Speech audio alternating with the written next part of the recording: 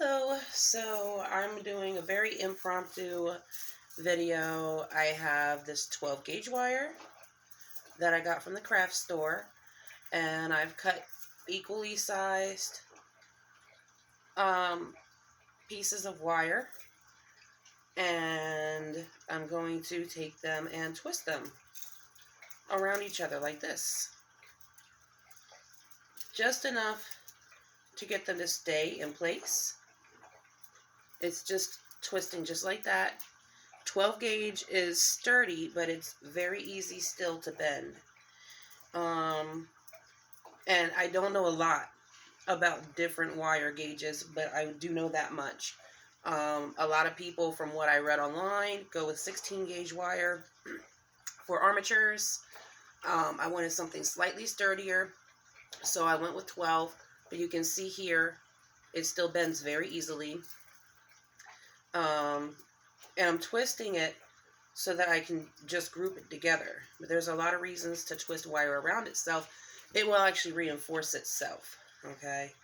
So I've got my twist going, and I'm going to put just a little bit of a separation in the bottom, and I'll show you why when I get to that part.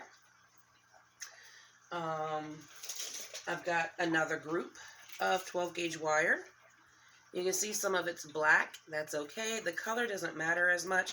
What matters is the gauge, which is how thick it is, and the metal type. This is aluminum. So I've got that.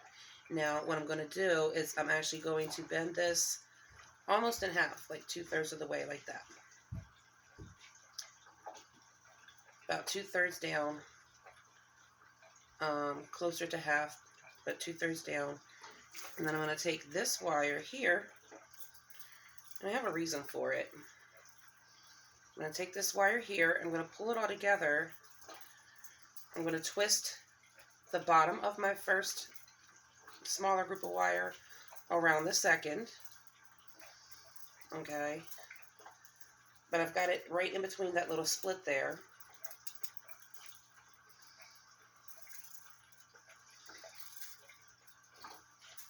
And I've twisted it all the way around. You see how pliable it is. Still very pliable. Okay, so now I have a really good base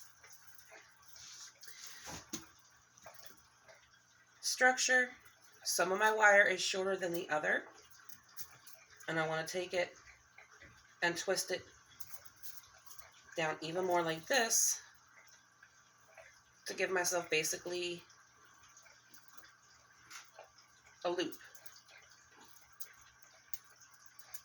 Okay, so I've got my loop,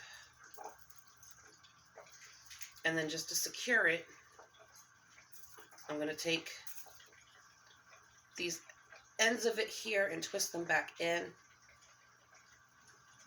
securing my loop around itself. And I know you can't tell yet, but that is the start. It's the armature of a peacock. And I'll probably do another video another day on what I'm doing with it further. But for now, I just wanted to take the quiet moment to do that part and show you that part. The head of the peacock and the tail. And this right here, you could either leave it like it is, depending on how thick you want your sculpture to be.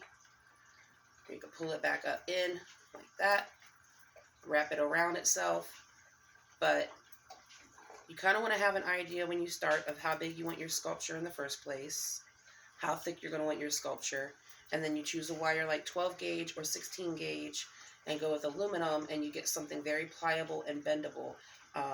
Anything thicker than a 12 gauge, you're going to have to use tools for most of it. If you get a metal that's harder than aluminum, you might have to use tools for most of it. I will probably have to use tools very little for what I'm going to do with this. All right, that's it.